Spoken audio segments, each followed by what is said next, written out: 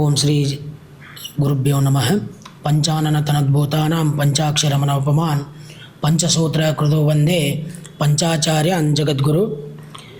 ಮೊಟ್ಟ ಮೊದಲಾಗಿ ಜಗದ್ಗುರು ಪಂಚಾಚಾರ್ಯರನ್ನು ಮನದಲ್ಲಿ ನೆನೆಸಿಕೊಂಡು ಮತ್ತು ಲಿಂಗೈಕ್ಯ ಸೋಮಶೇಖರ ಶಿವಾಚಾರ್ಯ ಮಹಾಸ್ವಾಮಿಗಳವರ ಪಾದಕ್ಕೆ ನಮಸ್ಕರಿಸುತ್ತಾ ಮತ್ತು ದಿಂಡದಳ್ಳಿಯ ಶಟಸ್ಥಲ ಬ್ರಹ್ಮ ಪಶುಪತಿ ಶಿವಾನಂದ ಶಿವಾಚಾರ್ಯ ಮಹಾಸ್ವಾಮಿಗಳವರ ಕೃಪಾಶೀರ್ವಾದದಿಂದ ರಾಣಿಬೆನ್ನೂರು ನಗರದ ಸಿದ್ದೇಶ್ವರ ನಗರದಲ್ಲಿ ಇರತಕ್ಕಂತಹ ಸೋಮೇನರ ಮಠ ರೇಣುಕ ಮಂದಿರ ಅನ್ನೋದಕ್ಕಿಂತ ರಾಣಿಬೆನ್ನೂರು ನಗರದಲ್ಲಿ ಪುರಾತನ ಮಠವಾಗಿ ಸೋಮೇನರ ಮಠ ಎಂದು ಹೆಸರುವಾಸಿಯಾಗಿದೆ. ಈ ಸೋಮೇನರ ಮಠದಲ್ಲಿ ಪ್ರತಿ ವರ್ಷದ ಪದ್ಧತಿಯಂತೆ ಈ ವರ್ಷವೂ ಸಹ ದಿನಾಂಕ 28/2/2026 ಶನಿವಾರ ದಿವಸ ಶ್ರೀ ಅನ್ನಪೂರ್ಣೇಶ್ವರಿ ದೇವಿಯ ಉಡಿ ತುಂಬುವ ಕಾರ್ಯಕ್ರಮ ಸಾಯಂಕಾಲ 6:30ಕ್ಕೆ ಜರುಗುವುದು. ನಂತರ 7 ಗಂಟೆಗೆ ಎಲ್ಲ ಮುತ್ತೈದೆಯರಿಗೆ ಉಡಿ ತುಂಬುವ ಕಾರ್ಯಕ್ರಮ ಮತ್ತು 1/3/2026 ಭಾನುವಾರ ದಿವಸ ಬೆಳಗ್ಗೆ ಶ್ರೀ ಜಗದ್ಗುರು ರೇಣುಕಾಚಾರ್ಯರ ಮಂಗಲ ಮೂರ್ತಿಗೆ ಹಾಗೂ ಲಿಂಗೈಕ್ಯ ಸೋಮಶೇಖರ ಶಿವಾಚಾರ್ಯ ಮಹಾಸ್ವಾಮಿಗಳವರ ಕರ್ತೃಗದ್ದಿಗೆಗೆ ಮಹಾರುದ್ರಾಭಿಷೇಕ, 8 ಗಂಟೆಗೆ ಕೆಂಡದಾರ್ಚನೆ ಮತ್ತು ಸಾಯಂಕಾಲ 4:30ಕ್ಕೆ ದಿಂಡದಳ್ಳಿಯ ಪಶುಪತಿ ಶಿವಾನಂದ ಶಿವಾಚಾರ್ಯ ಮಹಾಸ್ವಾಮಿಗಳವರ ದಿವ್ಯ ಸಾನ್ನಿಧ್ಯದಲ್ಲಿ ಮಹಾರಥೋತ್ಸವ ಜರುಗುವುದು.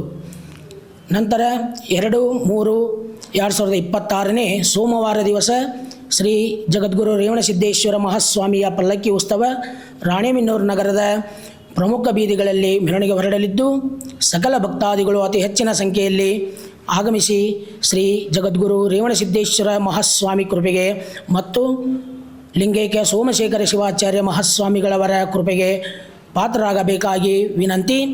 ಈ ಲಿಂಗೈಕ್ಯ ಸೋಮಶೇಖರ ಶಿವಾಚಾರ್ಯ ಮಹಾಸ್ವಾಮಿಗಳು ಪ್ರಸ್ತುತ ಬಂಕಾಪುರ ಗ್ರಾಮದವರು ಹಾಗೂ ಅವರು ಇಲ್ಲಿಗೆ ಬಂದಂತೂ ಅವರು ಕುರುಬಗೇರಿಯಲ್ಲಿ ರಾಣಿಬೆನ್ನೂರಿನ ಕುರುಬಗೇರಿಯಲ್ಲಿರುವ 7ನೇ ನಂಬರ್ ಶಾಲೆಯ ಮುಖ್ಯೋಪಾಧ್ಯಾಯರಾಗಿ ರಾಣಿಬೆನ್ನೂರಿಗೆ ಆಗಮಿಸಿದರು.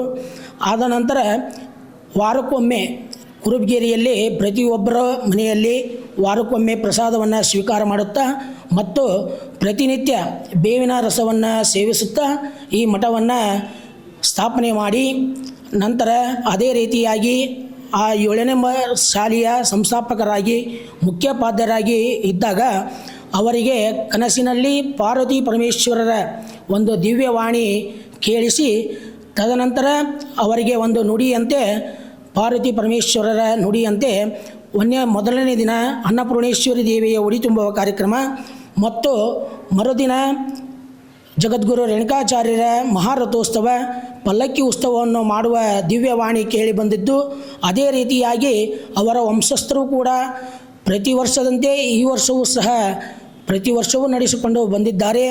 ಆದ ಕಾರಣ ಸಕಲ ಭಕ್ತಾದಿಗಳು ಅತಿ ಹೆಚ್ಚಿನ ಸಂಖ್ಯೆಯಲ್ಲಿ ಆಗಮಿಸಿ ಶ್ರೀ ಗುರುವಿನ ಕೃಪೆಗೆ ಪಾತ್ರರಾಗಬೇಕಾಗಿ ವಿನಂತಿ.